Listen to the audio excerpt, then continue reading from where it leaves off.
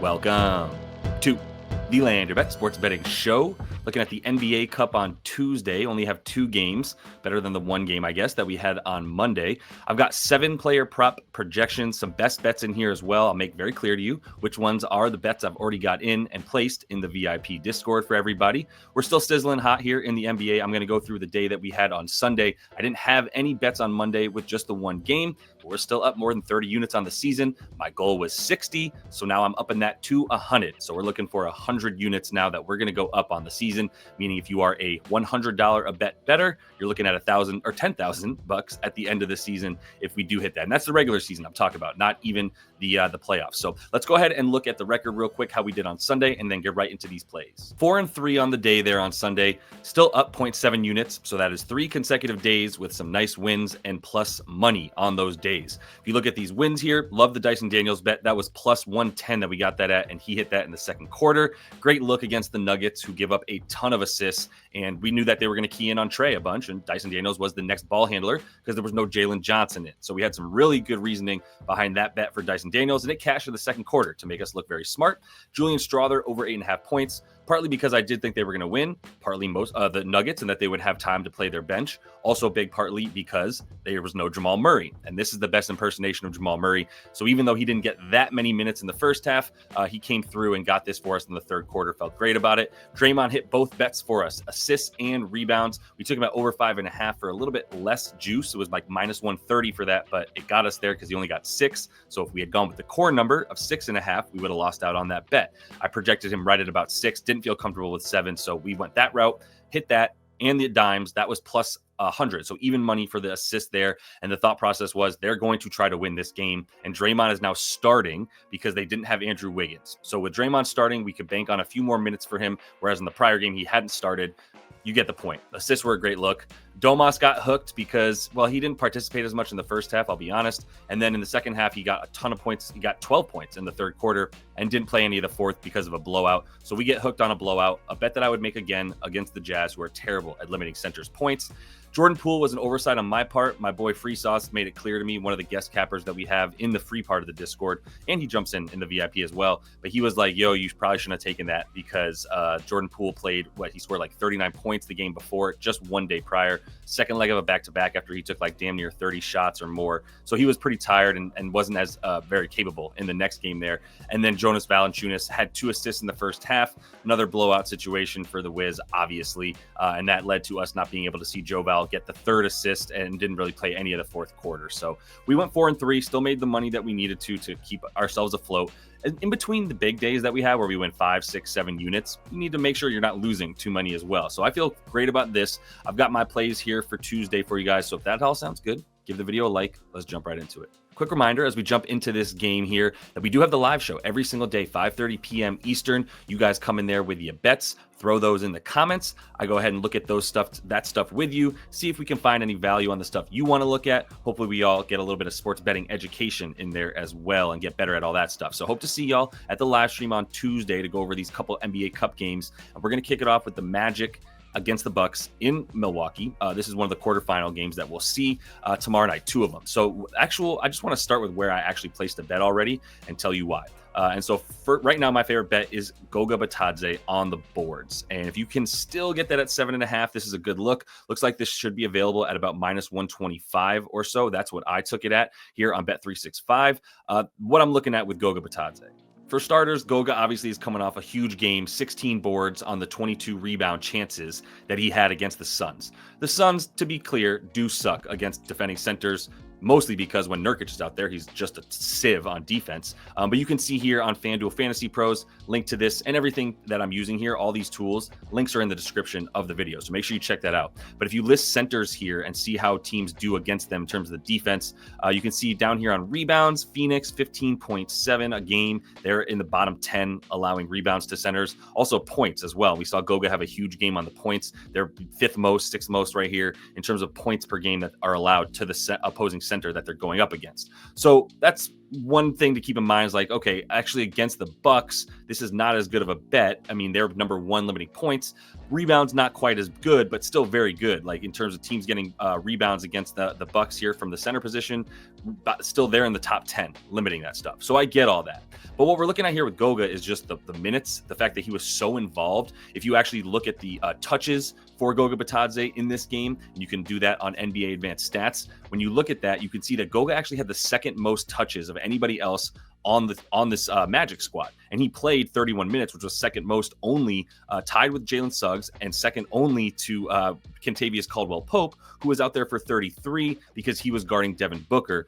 And I do think we'll see more KCP in this game, but I can't take any of his props. The man never even takes shots. He took 6 shots last game, despite playing 33 minutes. His only job was apparently to shoot the open 3, hit 2 of 5, great, and then to guard Devin Booker. So I don't know how you could take any overs for KCP. Just keep that in mind. But the minutes and the involvement is what I'm following here with Goga. If you, like I said, you look at the touches and the involvement, the shots, he took 15, second also only to Jalen Suggs. So I'm going to continue to believe in his involvement, mostly because you also need him in this situation against a team like the Bucks, who's so big in the front court, and you need somebody to help stop Giannis, right? The other thing that I've shown you guys here before is on Fantasy Labs. It's also linked in the description of the video for those who want it. What I can do here is show Goga Bitadze when he's on the floor and he's not playing alongside Franz and he's not playing alongside Paolo, who we know is not going to be out there. So if I select, where are you, Goga? There you are. If I select Goga and just make sure that I know he's on court and off court, I'm going to take Franz and Paolo and move them off of it, right? And when I do that, I'm just seeing how Goga plays when he's not with those guys. I'm also going to add a few more guys on court because I know that he's going to be playing most of his minutes with Jalen Suggs, KCP, and Wendell Carter Jr. That's the lineup that he played the most with, right? So when I see that, I go to see how he performs with those guys. And this is showing me per 36 minutes, if you extrapolate his minutes out to 36, how would he perform? With this lineup in 36 minutes, he'd have 13 boards, 24.5 points, right? So you do that math, you dumb it down. It's not like I can just say he's playing 36 minutes with this lineup, but I can say that I know this comes out to, I did the math already, so you guys don't have to, comes out to 0.36 rebounds per minute. Multiply that by even say 25 minutes, right? We're looking at 9 boards. So even if he doesn't play the 31 minutes that he played last game, and he gets his time eaten into a little bit by say Mo Wagner, maybe they run a little bit of Mo and Wendell Carter Jr. out there instead of Goga. Okay, then Goga gets down to 25 minutes, let's say. He's still looking at 9 boards at the rate at which he plays on average with this lineup. So that's a real big reason that I'm very confident in his 7.5 rebounds. Even if that line moves against us, I'm glad at the number I got at -125. Similar reasoning I used to come to the conclusion that Wendell Carter Jr. was going to go under on his rebounds, and that's what I hit as well. I took this 7.5 on DraftKings, mostly because I do think this will get bet up as well. Like I think this 6.5 here will probably get bet up, but for now I want this 7.5. So we'll see which direction this moves, but I think 7.5, the only one being hung there is on DraftKings. So even at -130 to the under, I was happy to take that for Wendell Carter. Look, I'm not going to just base it on last game, right? But last game, 21 minutes was pretty damning, and he only had the 9 rebound chances in that time frame, right? The thing here is that he's actually better at rebounding when he plays with Paolo or Franz Wagner. But if you look at him in the same situation where we have him on the floor with these dudes this season, now he's only played 2 games. It's not that big of a sample size, but it's 8.8 per 36. So you trim that down again, and you get that to basically in 25 minutes, 6 rebounds, right? If he plays 25, and that's a higher projection in minutes than he played in this last game against the Suns. Granted, I will say he was able. The Suns, the Magic rather, were able to play small against the Suns because the Suns play small. Right now, you're not going to have many small lineups. So I do think Wendell Carter Jr. is going to get more than 21 minutes, but I still think you cap him at about 25 because Goga Bitadze is the starting center. Wendell Carter is the power forward. And he's going to be guarding Giannis, right? So that helps us understand. If we go over here back to our FanDuel Fantasy Pros, we look at rebounds. Where do the Bucks rank limiting rebounds to power forwards? They're in the top 10, right? They rank about like 9th limiting rebounds to power forwards because power forwards are going up against Giannis. Just that simple. He's going to be a better rebounder, and he's going to be taking all of the shots, right? So when he takes the shots, guys like Wendell Carter Jr. are going to have to follow him all the way to the basket as they fly off of him because he bulldozes his way to the rim, and then they're in no position to get rebounds. big reason why they go under so consistently. So I like under 7.5 if you can get it at that number for -130 or better. That's a great under for Wendell Carter Jr. Now, I know we're going to want to take points and such for Suggs, and I get that. And if you consider him the point guard now, which I would, because once again, I just want to make clear, if you do want to know how to do this, you go to NBA Advanced Stats, you go to Players, hopefully this will help some of y'all, and you look at tracking data. I'm going to look at touches, and I'm just going to make this the Orlando Magic, and I'm going to filter it to just the last game so I can see who is the person touching the ball the most, which is obviously going to be the point guard in almost every situation in the NBA. So in the last game, touches for this team, Jalen Suggs was far and away the most. And as I mentioned a minute ago, Goga Bitadze was second with those touches because he was so involved in the offense, second in points and touches and everything behind Jalen Suggs, right? So Suggs would seem like a good play in this situation to have the minutes and the usage and all that. And if you look at point guards versus the Bucks, they're terrible. They give up the most points per game. I totally get that. So that all makes sense. The only thing that scares me about Jalen, there's two things that scare me about taking the over at 19.5 points for Jalen Suggs. And I go back to my on-off court stuff on Fantasy Labs. All of this is free, so not behind a paywall, everything that I'm using right here. And I look at Suggs, and it's 22 points in 36 minutes. Do you think he's going to play 36 minutes? I don't know. I'm not that confident, to be honest. I think that the Bucks are likely going to win this game pretty comfortably. I don't have that much faith in the Suns, and the Magic come out in the last game. We see this all the time. Stars out, bets up. They won by 5 in the first game where they don't have Franz and they don't have Paolo, right? But not the second game. It's kind of like when you win one with your new head coach in football. You win the first game, so win one for the Gipper. And then after the first game and all the magic wears off and you realize we're actually just not that good. And now I think they're going to have that happen here. There's going to be too much Cole Anthony out there in the attempt to get points. So I'm worried about the blowout. That's number one. Number two for Jalen Suggs is, like, if you put him at 35 minutes, right? This is 22 points in 36 minutes. So if I take 22 and divide it by 36, that's 0.6 points per minute. So 0.6 times 30 minutes is 18 points, for example. So if he plays at his averages with these lineups and he plays 30 minutes, which is a little bit less than last night, 18 points. Let's say he plays 35 minutes, 21 points. Just not that big of a, in 35 it'd be above what he normally plays because they play a lot of guys, even though he's clearly their best sort of on ball. Well, I'll say Cole Anthony's actually better on offense, but even though he's in their starters and their legit rotation players, he's the best guard they have. And this is a good matchup against the Bucks. The blowout and the fact that he's not really that much of just a pure scorer in a way that you can just be like, oh, insert him in there and he'll go ahead and get those points for you. So my initial thought was like, screw it. Just take the point guard against the Bucks for those points. You can see they're bad against the pick and roll ball handler, which is a play that you're going to run a lot. They're bad against pull-ups as well. And Jalen Suggs took a lot of pull-ups against the Suns. But once again, I just don't trust the numbers for him in the volume. I don't think he's necessarily going to take that many shots. What did he take against the Suns? He took 18 shots, and that's about where I'd max him out. That's what his numbers say he's going to do. I don't know if that's going to be good enough in this one. And the last thing is he's going to be guarding Dame, and he's a very, very good defender. How much energy is he going to be expending guarding Dame? It's not enough high enough for me to go under. If this was at like 21.5, I'd probably consider an under for Suggs, but it's just a stay away for me because of all the things I just said. I'm still trying to figure out the Bucks outside of that. I know Giannis Antetokounmpo is probably going to get 30 points in this game. This got bet up now. It's at 30.5, so he would have to get 31. Thing here is I do like him as the guy to score a little bit more than Dame in this one. Normally you'd say, well, that doesn't make sense against the Magic, who are so good down low and everything like that. But thing with Giannis is they're not that good down low anymore. They don't have Franz. They don't have Paolo. Those were two 6'10 dudes who were very crucial to their down low defense, their mid-range defense. They helped keep Giannis from building a head of steam and getting into the paint really easily.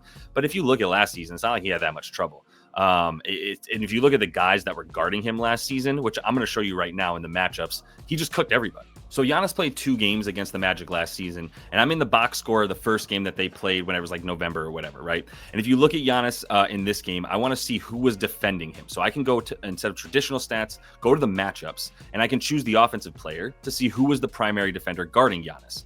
If I do that, I can filter this to the minutes, and I see Paolo was the dude guarding him the most. Now, Wendell Carter Jr. did not play in this game.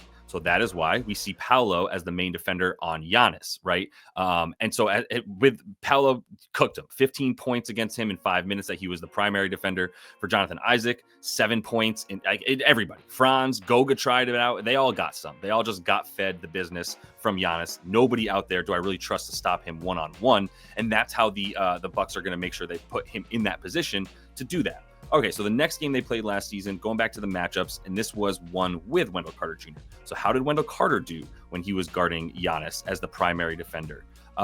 Also got cooked. He guarded him for the most minutes in this game, 11 points, just like Paolo, actually a little bit better than Paolo, but still giving up 5 for 9 from the field, a couple free throws. It's got the 2 dimes. Like, he's still doing his thing against his team. So I still think, especially now that they don't even have Paolo or Franz to help out on these types of things, they're cooked. And we're going to see Giannis be able to do his thing. So 30.5, it's right at about where I would take it. I would not take it at 31.5. I haven't played this high of a number yet. I just think there's a few other better bets from this game and from the other game, which we're going to jump into now, the Thunder and the Mavs. The guy I'm looking at here for the Thunder is Isaiah Hartenstein, and there's a couple bets I like here. You can still get the double-double for a decent number for Isaiah Hartenstein. If you can get that anywhere at minus 110 or better, I love that look for Hartenstein here, for him to get 10 boards and 10 points. I also just took the points as they are by themselves, and you can get that at 10.5. Pretty good number here on Bet365 at minus 105. That's a very good number. This just popped up, actually. I hit this at minus 113 on Caesars, so I didn't get the best value because it actually went down on Bet365, but I don't care. If we look at the Mavs for starters, not the end-all be-all, but this is a nice look here where they are giving up the 4th most points per game to centers, right? Once again, this is not the end-all be-all, but this is helpful to understand where they're bad. So I actually want to look at where they're bad, and this is the beauty of Props Madness, which, apologies for not making that clear. If you don't yet have a Props Madness account, you can use code LYB and get yourself one for 25% or 20% off the first month. So go ahead and do that. This is the GOAT for NBA research and making sure you're getting the best bets here.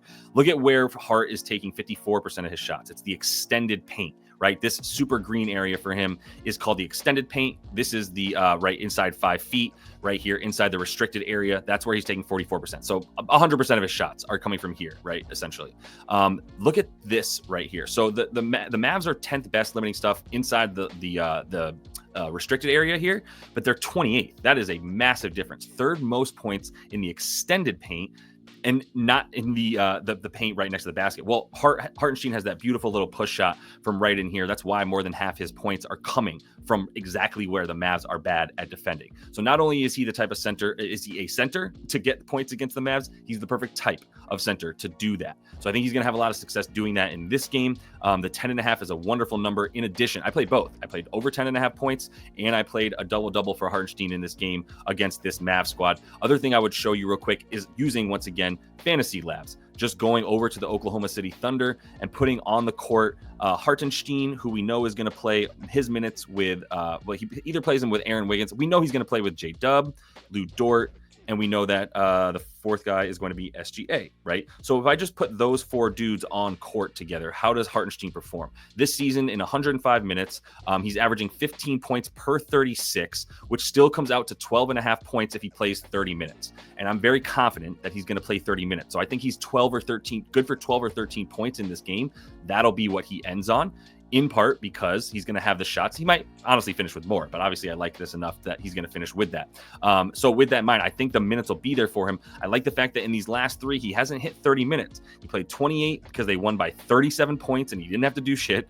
And they beat the Jazz by 27 points. So he played 22 minutes, had some foul trouble, ain't have to do much in there either. And then against the Pellies, they won by 10. He was 5 for 8. Got his points, got 2 free throws. This is what I expect for him in this game, is exactly the type of performance that we saw from him in the Pellies. And the Thunder to probably win, but even be closer than that Pellies game. Probably keep this game within 5 for the Mavs. So yeah, I think Hartenstein is going to be in there and needed for at least 30, if not closer to 32 minutes. As I'm recording this Luka Doncic stuff is just so low, man. I mean, the points are at 28.5, always feels low. Granted, on this season, he's at 28.7 points per game. And in the games that he's played with Kyrie, a little bit worse. I get that in terms of the points. But the rebounds are still good enough. And I would say that what's awesome about this is when he's playing with Kyrie Irving, he plays a little bit closer to the basket on defense, does Luka Doncic, putting him in position for the rebounds. Same concept, because they play a little bit of a zone against the Oklahoma City Thunder. He's also been getting rebounds last season against this team. When I go head to head last season, and look, I'll just do the regular season, granted, but in the regular season, he had 8. They won by 35 in that game because there was a bunch of dudes missing for OKC. So 35 points. He only played 31 minutes. Still had 8 rebounds on 10 rebound chances. The other one is the game that he did play 46 minutes in an overtime game against OKC, 20 rebound chances, 15 rebounds. Against this team, he's playing closer to the basket on defense. They're not making him expend much energy up top, in part because if they do, he'll get murdered, and then the Oklahoma City Thunder will just have their way with them on defense. So they kind of hide him on defense down low. Plus, that gives him the opportunity to get the rebound and then go. He leads the break and they go. And that's what they want for Luka. We talked about this all last playoffs, and I'm going right back to it because you can get 8.5 or plus 110 on DraftKings. And a lot of other books that I trust more that have sharper lines, like Pinnacle, they're giving you minus 112 for him to get the 9 boards. So with that level of plus money, this is just an EV bet, man, as much as anything. 9 boards is high, but in this situation for Luka, I think we're in a good spot for him to get those boards. All right, y'all, don't forget, we do have the live show tomorrow, 5:30 p.m. Eastern on Tuesday, to get a lot of this NBA stuff. And we'll go through a few more bets. So jump in the comments, bring your stuff. I do want to let you know we do still have the promo for Sleeper. If you do not yet have an account on Sleeper, do use code LYB, get you up to $100 on your first deposit match, right? So they'll put $100 in there, or up to as much as you put in there. Up to $100, they'll match it and give you some free money to play with on Sleeper. But that's all the time we have. Hope to see you all on the live show tomorrow. Until I do, happy betting.